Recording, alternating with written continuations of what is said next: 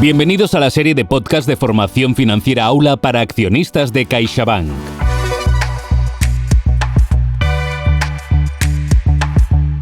Empezamos el 5º episodio del podcast de formación financiera Aula, el podcast para accionistas de CaixaBank. Hoy contamos nuevamente con nuestra ponente residente, Natalia de Santiago, divulgadora de finanzas personales. Bienvenida, Natalia. Muchas gracias, Josep. Soy Josep Lop, responsable de formación para accionistas de CaixaBank. Empezamos.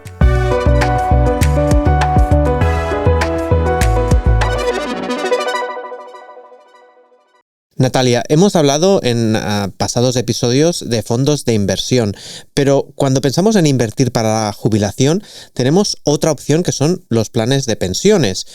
¿Nos puedes explicar un poco qué son? Bueno, pues los planes de pensiones a nivel de inversión, o sea, a nivel de lo que es el vehículo de inversión y las inversiones que hacen, son prácticamente idénticos a los fondos de inversión, es decir, son lo mismo, no tienen personalidad jurídica, están invertidos en muchas inversiones que pueden ser renta fija, puede ser renta variable, una combinación de los dos. También eres dueño proporcional de todas las inversiones en las que esté invertida tu fondo, con lo cual es lo mismo, como no tiene entidad jurídica, tampoco puede quebrar tu fondo de pensiones de golpe, a no ser que haya un cataclismo nuclear. Y en ese sentido son prácticamente, digamos, iguales. De hecho, podrías tener un fondo de inversión invertido exactamente en lo mismo que un fondo de pensiones. Lo que pasa es que luego, encima, lo que se comercializa es un vehículo de inversión, que es el plan de pensiones, que es lo que a ti te venden, que tiene unas diferencias significativas con los fondos de inversión. Pero a nivel de las inversiones que pueden hacer, de lo diversificados que están, de toda esa protección y de también están muy regulados y tal, son muy, muy parecidos. Lo que pasa es que luego el vehículo y las características de este vehículo son muy diferentes a las de un fondo de inversión. Me lo pones fácil. ¿Y cuáles son estas características? Las diferencias. Sí, perdón. Pues las diferencias fundamentales, o sea, es decir, hemos dicho, lo que son iguales es que se parecen un montón y tal. Las diferencias que son, que tú, por ejemplo, mientras que en un fondo de inversión puedes invertir la cantidad que te dé la gana, en un plan de pensiones hay una aportación máxima al año, que son 1.500 euros para los planes de pensiones individuales, los que tú contratas como una persona privada. También lo puedes hacer periódicamente y tal, pero tiene un límite máximo. Además, un plan de pensiones está pensado para ahorrar para la jubilación. Tiene una vocación de largo plazo implícita. Y esto está limitada a la liquidez. Así como un plan de pensiones solo lo puedes rescatar pasados 10 años de la aportación que tú quieras rescatar, ¿vale? O en ciertos supuestos como jubilación o incapacidad grave y cosas así. Es decir, tienen una liquidez limitada porque están pensados para ahorrar para la jubilación.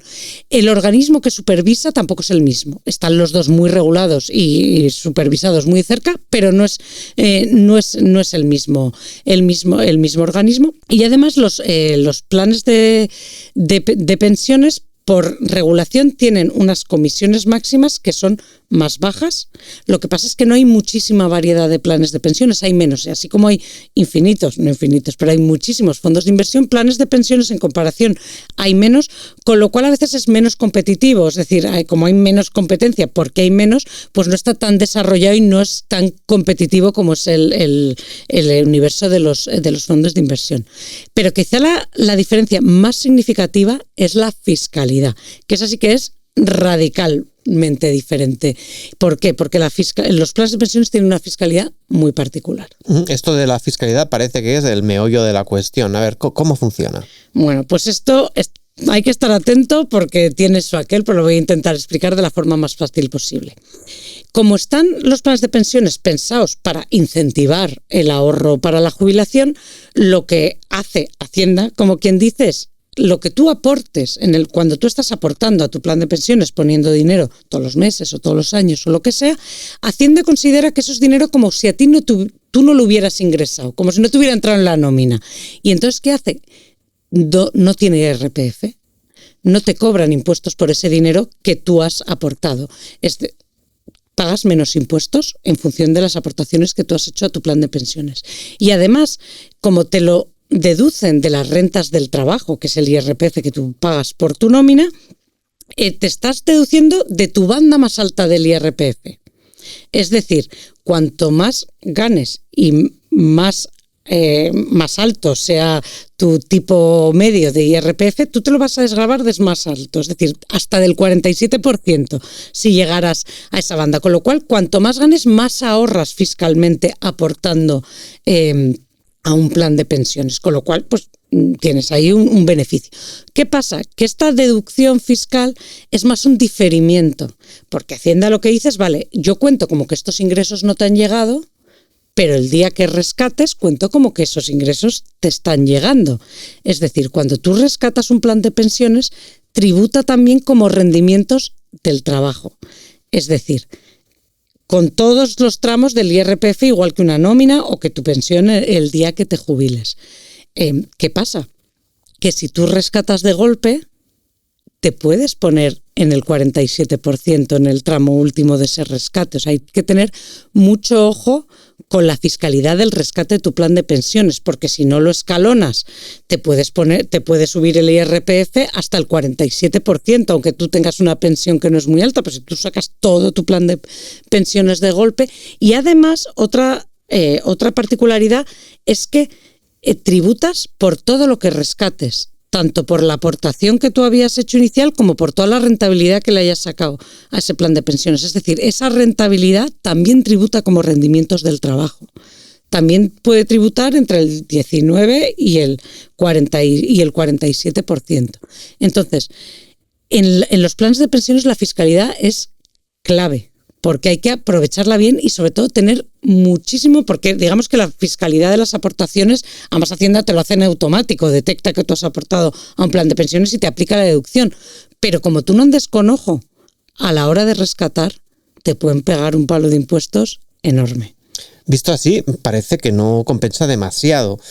¿Por qué invertir en planes de pensiones entonces? Porque es verdad que como al rescatar tributa como rendimientos del trabajo y puedes pagar unos impuestos relativamente altos, es difícil que ese diferimiento, si consideras todo lo que te has ahorrado durante lo que estabas aportando y lo comparas con todo lo que vas a pagar el día que empieces a sacar, es difícil que visto así neto te compense el ahorro fiscal. ¿Qué pasa?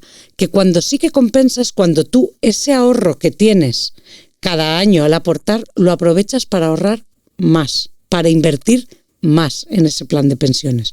Porque si tú, por ejemplo, inviertes 1.000 euros al año, aportas 1.000 euros al año a tu plan de pensiones y dices, bueno, de estos 1.000 euros me ahorro 300 aproximadamente IRPF si tuvieras un sueldo tal.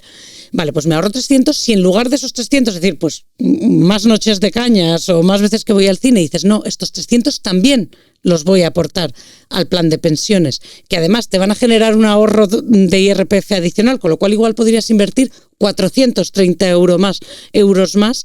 Si tú aportas, en lugar de 1.430, tú te quedas neto igual al mes y sin embargo esos 430 te van a ir dando rentabilidad compuesta y tal, y ahí el aprovechar ese ahorro fiscal para invertir más en tu plan de pensiones o en otro vehículo, porque no sería obligatorio invertir el ahorro en eso sí que es una ventaja importante, porque significa que puedes invertir más dinero durante muchos años, que es lo que tú estás aportando al plan de pensiones, y ahí sí que es interesante aprovechar ese diferimiento fiscal. Uh-huh. Pero es importante hacerlo, porque si no lo haces es probable que no te haya compensado. Uh-huh. Natalia, ¿crees que hay alguna cosa que sea digna de mención, que haya quedado pendiente? Bueno, pues que en los planes de pensiones, como no hay mucha competencia y no han sido muy competitivos, es decir, ha habido muchos mediocres, digamos, a lo largo, los datos históricos, ¿no? La rentabilidad estos datos se publican de la rentabilidad media de los planes de pensiones en España en los últimos 26 años ha sido el 2,7%. La de los fondos de inversión media tampoco ha sido mucho mejor, pero bueno, ¿qué pasa? Que es importante elegir un buen plan de pensiones, porque un 2,7%, la diferencia entre un 4% anual y un 2,7% anual en todos esos años que tú estás aportando es muy, muy, muy significativa. Con lo cual, en planes de pensiones es importante buscar uno bueno, o sea, hacer un poco de discriminación. Y luego, ¿qué pasa también?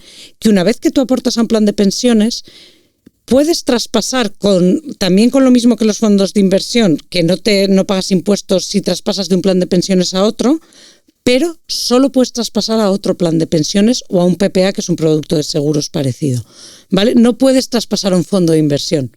Es decir, una vez que tú te has metido en un plan de pensiones, puedes cambiar de plan de pensiones, pero no puedes cambiar a otro vehículo de inversión, precisamente por esta fiscalidad especial que tienen. Como ya tú te has aprovechado de esos diferimientos, digamos que lo tienes que rescatar con esa fiscalidad también. Con lo cual, una vez que te has decidido por ese tipo de inversión, digamos que te has casado un poco con el producto. Natalia, ¿y qué pasa si fallezco antes de rescatar mi plan de pensiones? Pues eso también es interesante, porque tú cuando contratas un plan de pensiones, si quieres, puedes designar beneficiarios.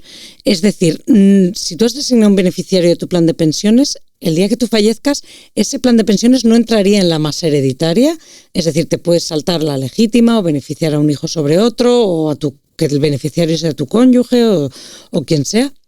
Entonces, no tributa en el impuesto de sucesiones porque no entra en la masa hereditaria, pero ese beneficiario tuyo, uno o varios, que pueden ser más de uno, el día que ellos rescaten ese plan de pensiones, tributará en su IRPF del trabajo.